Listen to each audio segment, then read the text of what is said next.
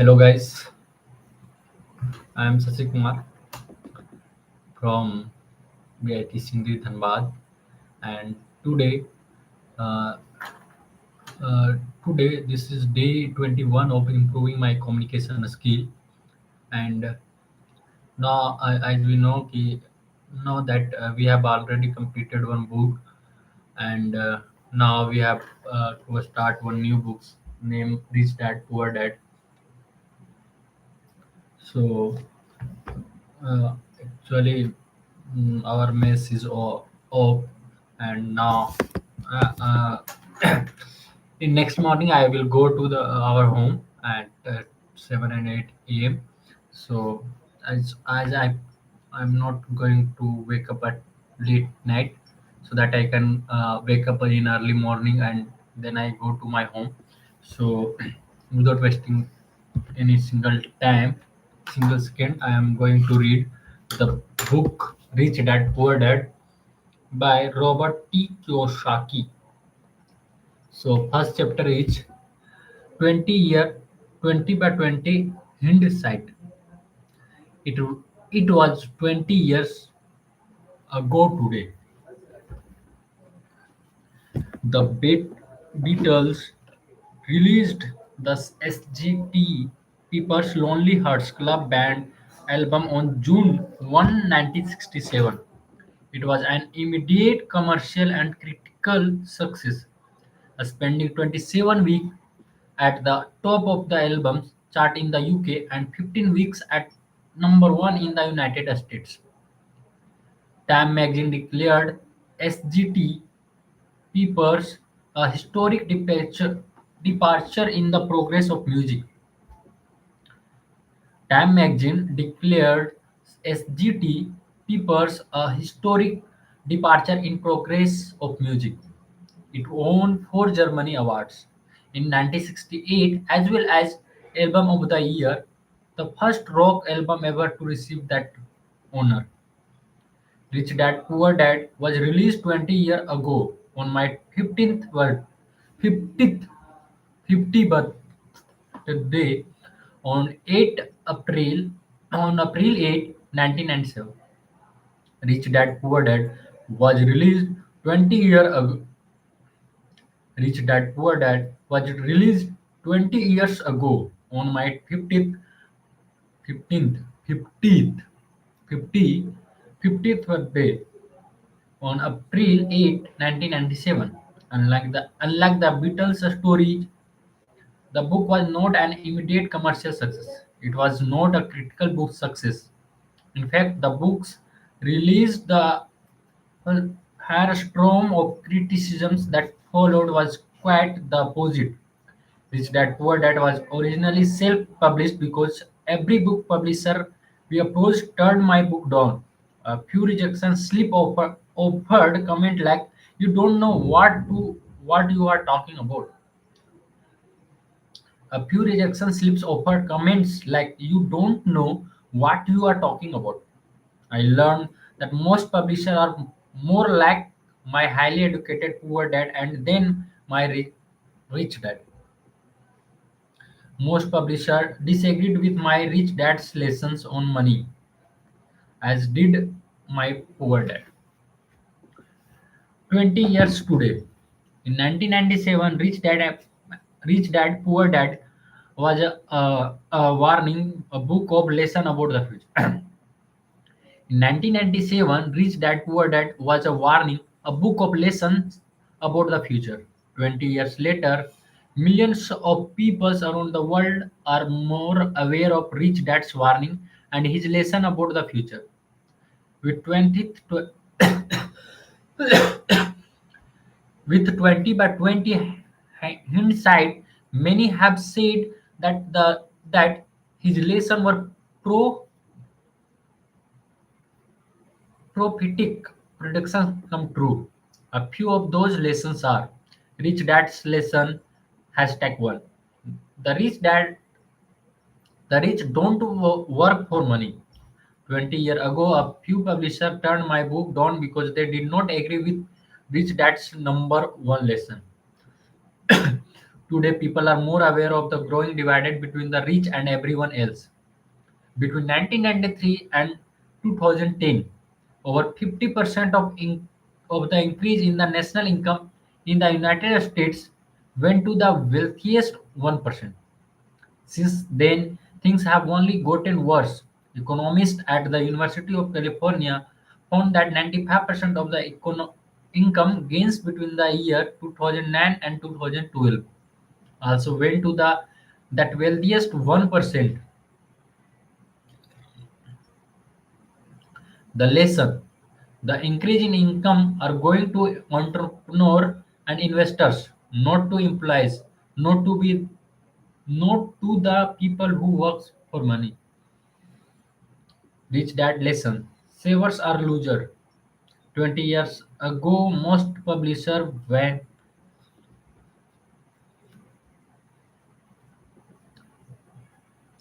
20 20 years ago, most publishers vehem- vehemently disagreed with the lesson from Rich Dad. For the poor and middle class, saving money is a religion, finances salvation from poverty, and protection from the cruel world. For many people, calling saver loser is like talking God's name in vain. The lesson: a picture is worth a thousand words.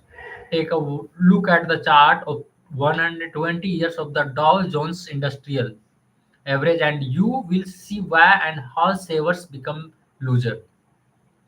The chart shows there have been three massive stocks market crash in the first 10 years of this new century. The chart below illustrates these three crashes. 120 years of the Dow. Here is the graph. The first crash was the dot-com crash around the year 2000. The second and third crash were the real estate crash of 2007, followed by the banking crash of 2008. 2008, the giant crash of 1929. When you compare the first three crashes of the 21st century to the giant crash of 1929, you gain a perspective of how truly giant the first three crashes of this century were. Mm. In the graph, you can see in 1929, and these three are 2000, and 2009, most probably 2008. 2000, 2008. Printing money. The chart below show that after each crash, the US government and the Federal Reserve Bank began printing money, saving the rich. Between the two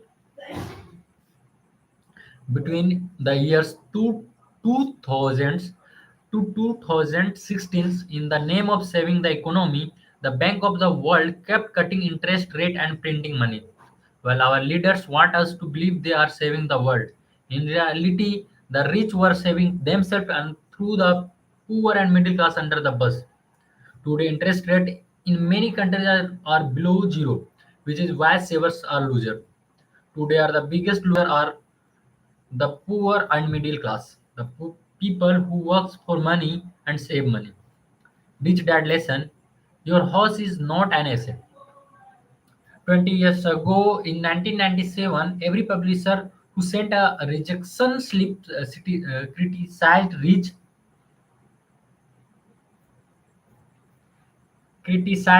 Dad's lesson that your house is not an asset.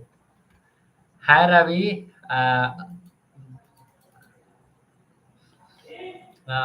you can say good morning, but yeah, I think you have to prepare for your JEE exam.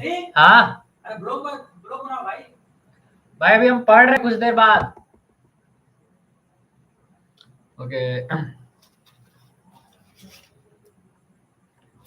Just few chapter.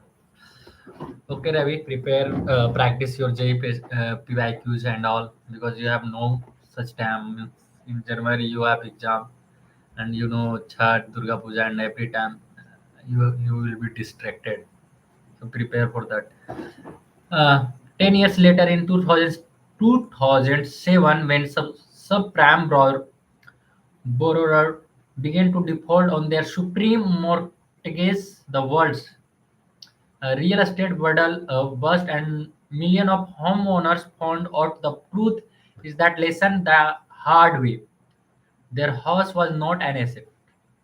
The real problem, most people don't know that the real estate crash was not really a real estate crash. Poor people did not cause the real estate crash. The rich caused the real estate crash. The rich created financially engineered product now known as derivatives product. Warren Buffett called has called weapon of the mass financial destruction. When the financial weapon of the mass destruction started to explode, the real estate market crashed, and poor supreme borrower were blamed. In 2007, there were an estimate 700 trillion, $700 trillion in financial derivatives. Today is the estimated there are 1.2 quadrillion in financial derivatives.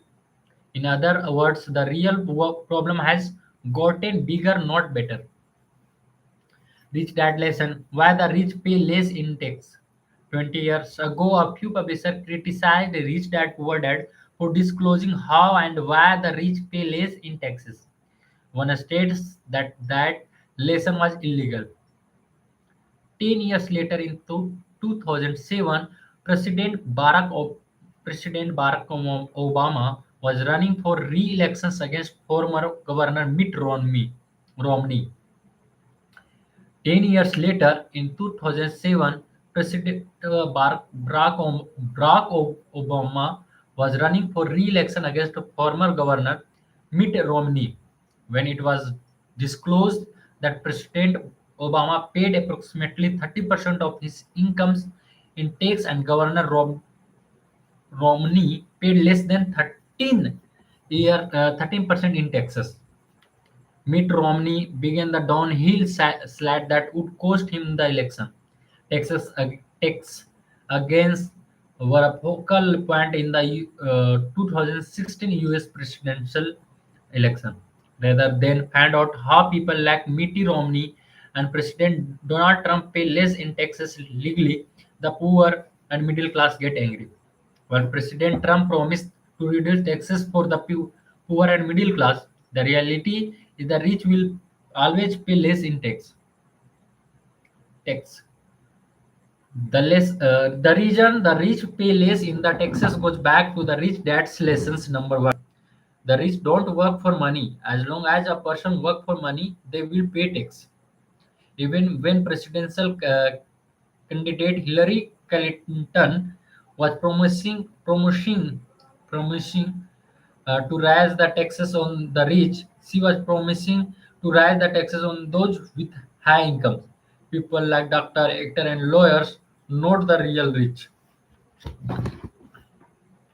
20 years ago, although Rich Dad Poor Dad was not an immediate success, like the Beatles' SDT People's album, Rich Dad Poor Dad did not make the New York Times bestseller list by the year 2000, and stayed on that list of nearly 7 years.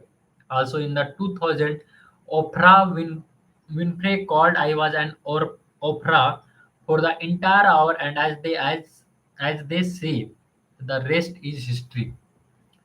Rich Dad Poor Dad had become the number one personal finance books in history, with sales of the Rich Dad series of books estimated at nearly 40 million copies worldwide. Was there really a rich dad? Millions have asked. Was there a million have asked? Was there really a rich dad? To answer the questions, you can listen to Rich Dad's son, Mike. When he was a guest on Rich Dad radio show, you can listen to that program by going to the richdardio.com. Rich Dad richdaddio.com. Rich Dad Graduate School.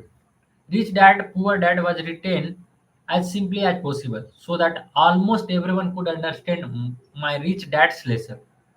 For those who want to learn more, as part of the 20-year celebration, I wrote Why the Rich Are Getting Richer, What is Financial Education Really?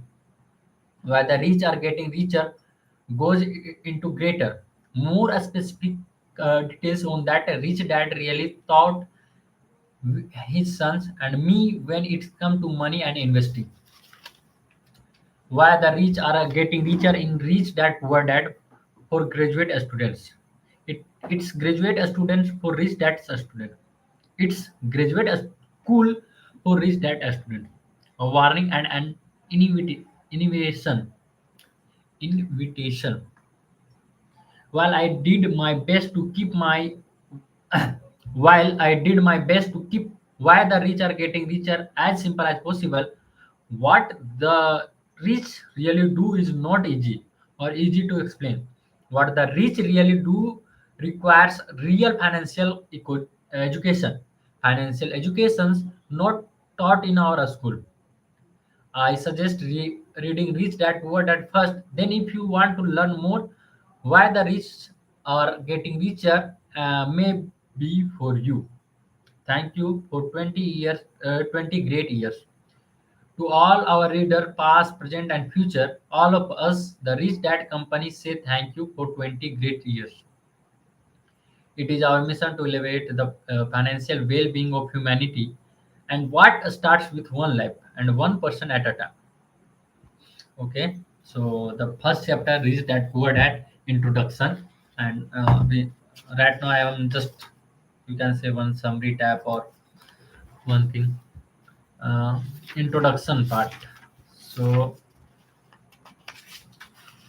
today I have to finish anyhow introduction part so that from next day I will continue with chapters. So introduction, this that word that having two dad offered me the choice of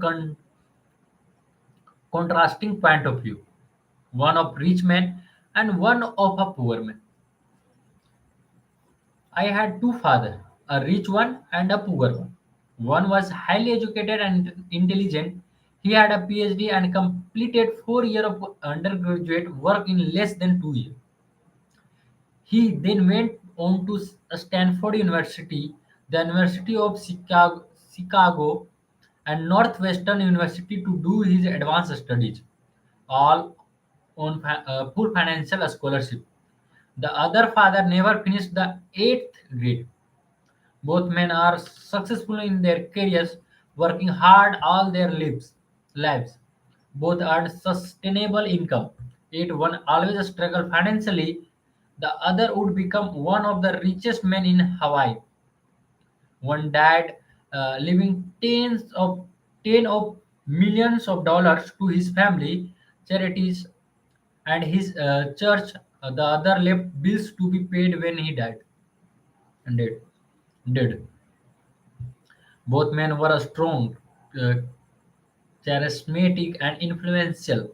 Both men offered me advice, but they did not advise the same thing. But both men believe strongly in education, but did not recommend the same course of study. If I had only one dad, I would have had I accept or reject his advice. Having two dads offered me the choice of the contrasting point of view, one of a rich man and one of a poor man. Instead of simply accepting and or rejecting one or the other, I found myself thinking more, comparing, and then choosing for myself. The problem was that the rich man was not rich yet, and the poor man was not yet poor. Both were just starting out on their careers, and both were struggling with money and families. But they had a very different point of view about money. For example, one dad would say, "I love of money is the root of all evil." The other said, "The lack of money is the root of all evil." The love of money is, as a young boy having two strong father both influencing me as me was difficult.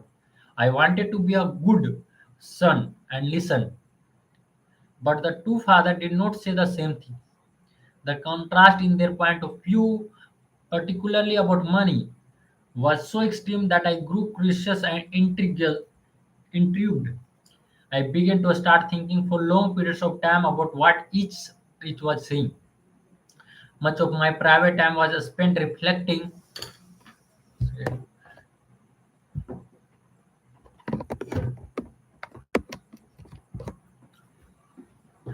Much of my private time was spent reflecting, asking myself questions such as why does he say that, and why, and then asking the same question of the other dad's statement.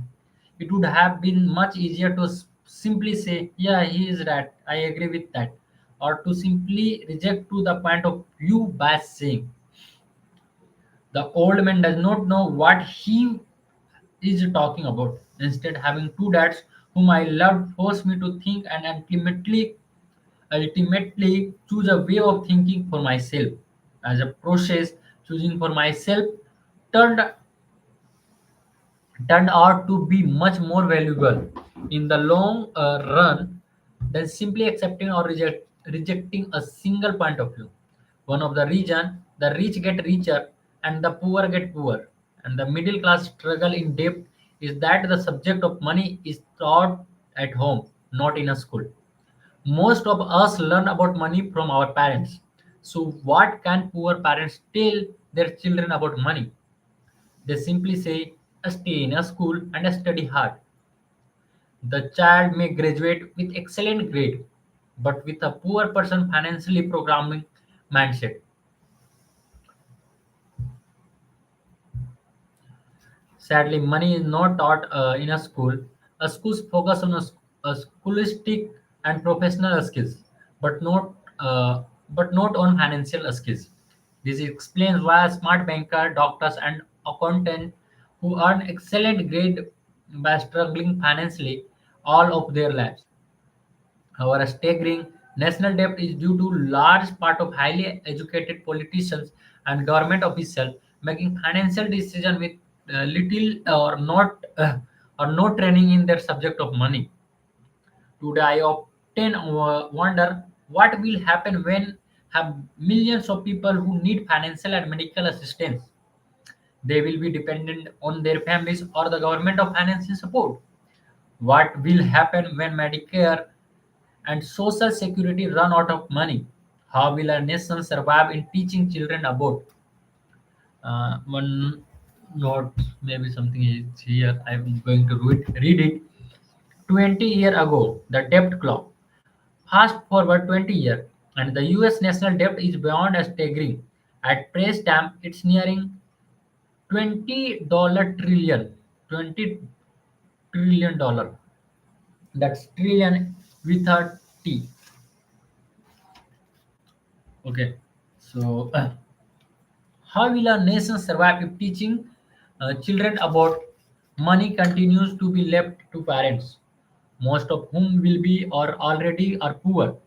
Because I had two influential because I had two influential father, I learned from both of them. I had to think about each dad's advice, and in doing so, I gained valuable insight into the power and effect of one thoughts on one's life. For example, one dad had a habit of saying, "I can't afford it." The other dad forbade those words to be used. He instead, I asked, how can I afford it? One is a one is a statement and other is a question. One let us of the hope and other force to you other forces you to think. My soon to be rich dad would explain what we are automatically saying the words I cannot afford it.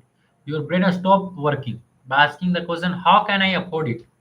Your brain is put to work. He did not mean that you should buy everything you want. He was fanatical about exercising your mind. The most powerful computer in the world, he had say, my brain gets stronger every day because I exercise it. The stronger it gets, the more money I can make. He believed that automatically saying I cannot afford it was a sign of mental laziness. Although both dad works hard, I noticed that one dad had a habit of putting his brain to sleep when it come to finance, and the other had a habit of exercising his brain. Although both dads worked hard, I noticed that one dad had a habit of putting his brain to sleep when it came to finance, and the other had a habit of exercising his brain. The long term result was that one dad grew a stronger financially and the other grew weaker. It is not it is not much different from a person who goes to the gym to exercise on a regular basis versus someone who sit on the couch watching television. Proper physical exercise increase your chances for health.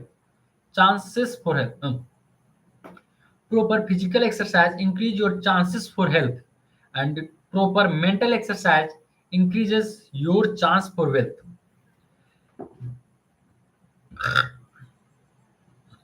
My two dads had opposing attitude and the that affected the way they thought. One dad thought that the rich should pay more in tax to take care of these less furniture. Fortunate.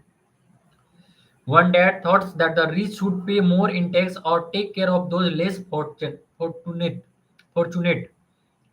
The other said taxes punish those who produce and reward those who don't produce.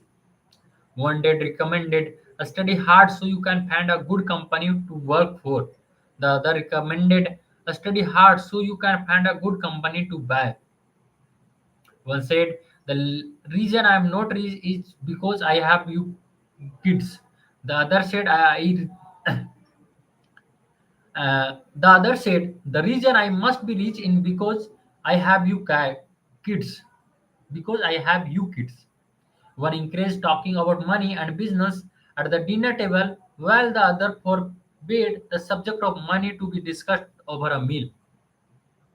One said, when it comes to money, play it safe, don't take risk. The other said, learn to manage risk. One believed our home is our largest investment and our greatest asset. And the other believed my house is liability. No, the other believed my house is liability, and if your house is our largest investment, you are in trouble. Both dads paid the bill. uh, Both dads paid their bills on time. Yet one paid his bills first, while the other paid his last. One dad believed in a company or the government taking care of you and your needs. Was always concerned about pay raises, retirement plans, medical benefits, sick leaves, vacations days, and other perks. He was impressed with two of his uncles who joined the military and earned a retirement and entitlement package for lab after 20 years of active service. He loved the idea of medical benefits and PX privilege the military provided its retirement. Retires. He also loved the tenure system available through the university. The idea of job protections for lab and job benefits seems more important at times than the job. He would often say, I have worked hard for the government and I have entitled to these benefits. The other believed in total financial self reliance. He spoke out against the entitlement mentally and how it created weak and financially needy people. He was emphatic about being financial component. One dad struggled to save a few dollars. The other created investment. One dad taught me how to write an impressive resume so I could find a good job. The other taught me how to write a strong business and financial plans so I could create jobs. Being a product of two strong dad allowed me the luxury of observing the effects different thoughts have one's life. I noticed that people really do shape their lives through their thoughts. For example, my poor dad always said, I will never be rich, and the prochi becomes reality. My rich dad, on the other hand, always referred to himself as rich. He would, he would say things like, I am rich, I am a rich man, and rich people don't do this. Even when he was flat broke after a major financial setback, I continued to refer to himself as a rich man. He could cover himself by saying there is a difference between being poor and being broke. Broke is temporary, poor is internal. My poor dad would say, I am not interested in money or money doesn't matter.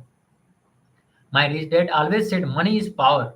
The power of our thoughts may never be measured or appreciated, but it's become obvious to me as a young boy that it was important to be aware of my thoughts and how I expressed myself. I noticed that my poor dad was poor not because of amount of money he earned, because, which was significant, but because of his thoughts and actions. As young boy having two fathers, I become actual aware of being careful about which thoughts I choose to adopt as my own. Should I listen to my rich dad or to my poor dad? Although both men had tremendous respect for education and learning, they disagreed about what they thought was important to learn. One wanted me to study hard, earn a degree, and get good job to earn money. He wanted me to study to become a professional, an attorney, or an accountant, and to go to a business school for my MBA. The other encouraged me to study to be rich, to understand how money works, and to learn how to have it work for me. I don't work for money. Her words he will repeat over and over. Money works for me. At the age of 9, I decided to listen to and learn from my rich dad about money. In doing so, I chose not to listen to my poor dad, even though he was the one with all the college degree. A lesson from Robert Frost. Robert Frost is my favorite poet. Yes, obviously our also favorite poets in English, yeah, from foreign. That Robert Frost. You, I think you have, you remember two-way like this in forest. You see two way, then choose the that way where not people had go very less like that of a story in Robert Frost. The road not taken. That same story poet is written here.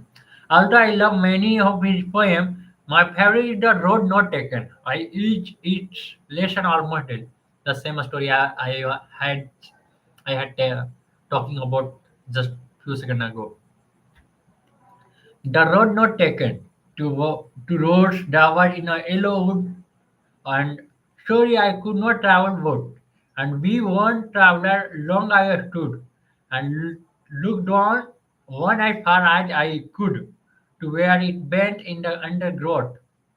Then took the other as just as fair, and having perhaps a better claim, because it was a Grecian wanted weird to ask uh, to ask for that the passing there had warned they really about the same, and both that morning morning equally lay in leaves one step had trodden black. Oh, I kept the first for another day, yet knowing how many yet knowing how we leads on to way. I doubted if I should ever come back. I shall be telling this with a sigh. Somewhere age and its hence to roads traveled into a wood, and I took the one less traveled by, and that has made all the difference. And that has made all the difference. Over the years, I have often reflect over the year I have often reflected upon Robert Frost's poems, choosing not to listen to my highly educated dad's advice and attitude about money was a painful decision, but it was a decision that shaped the rest of my life. Once I made up my mind about whom to listen to, my education about money began. My rich dad taught me over a period of 30 years until I was 39 years. He stopped once he realized that I knew and fully understood what he had been trying to drum into my often thick skull. Money is one form of power, but that is more powerful in financial education. Money comes and goes, but if you have the education about how money works, you gain power over it and can begin building wealth. The reason positive thinking alone, though, the reason positive thinking alone does not work is because most people went to schools and never learned how money works. So they spend their lives working for money. Because I was only 9 year old when I started, the lessons my rich dad taught me were simple. And when it was all said and done, there were only six main lessons repeated over 30 years. The book is about those six lessons put my simply as possible, just as simply as my rich dad put forth those lessons to me. The lessons are meant not to be answers, but guideposts that will assist you and your children and your families to grow wealthier no matter what happens in world to increasing chance of uncertainty. So this is the whole introduction. It's how you should think about money, and here you take the decisions after listening both the dads, poor dads, and rich dads. And he decided to listen their rich dads to how to make money and how money works and how to be strong in taking risk. And from next day, first chapter of Rich Dad Poor Dad is the rich don't work for money. Okay, the first chapter is the rich don't work for money.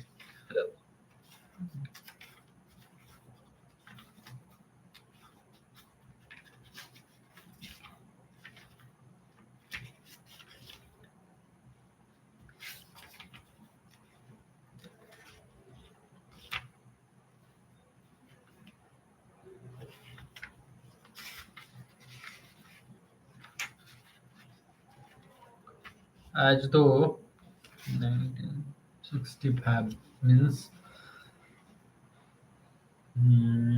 40 approx 40 pages in chapter 1.